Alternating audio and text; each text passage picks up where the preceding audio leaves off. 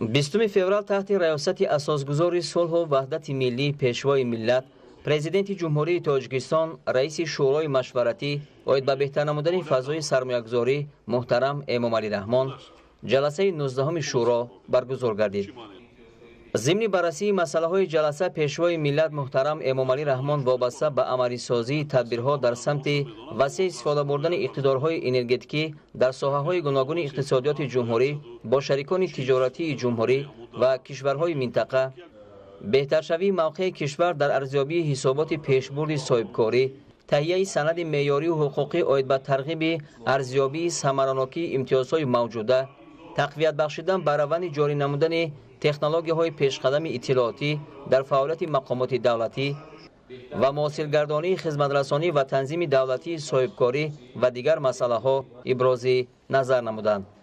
اوید به مسئله یکم روزنامه جلسه رفت اجرای قرارهای شورای مشورتی، گزارش کاتب مسئول شورا، رئیس کمیته دولتی سرمایه‌گذاری و اداره اموال دولتی جمهوری تاجیکستان همرلیزاده فروخ شنیده شد.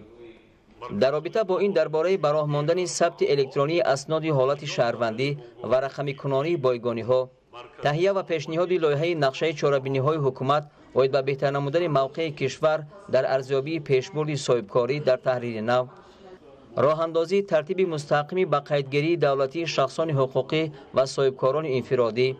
پرداخت باج دولتی برای به قیدگیری دولتی سوبیکت‌های صاحبکاری و اندازها در نظام آنلاین با استفاده از کارت ملی، ویزا و ماسترکارت، فعال گردیدن سیستم الکترونی فهرست یگانه دولتی عهدهداری‌های گروی برای به قیدگیری گروه‌های مال و ملک منقول و قبول بسته قانون‌ها در دایره اصلاحات نظام سازش‌های تأمین شده، وارد گردیدن تغییر و الهه‌ها به کدکس انداز و کدکس گمرک با پیشنهادی در مجموع 30 امتیاز و سبکی‌ها برای بهتر گردیدن فضای سرمایه‌گذاری و صاحبکاری اطلاع داده شد. طبق بند دویم روزنامه معرفی وزیر مالیه جمهوری تاجیکستان فیض‌الدین قهارزاده باید به نتیجه‌های تحلیل مسائل‌های نظام اندازبندی و گمرکی و ثمراناکی امتیازهای پیشنهاد شونده پیشنهاد گردید.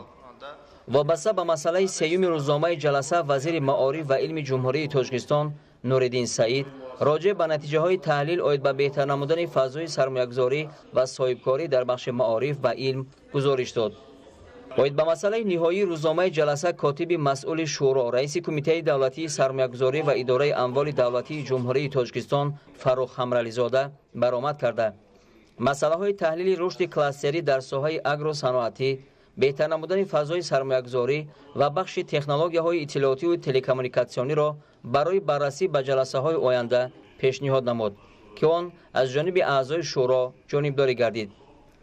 در بررسی و محاکمه مسائل روزنامه جلسه اینچنین وزیر عدلیه رستم شاهمراد،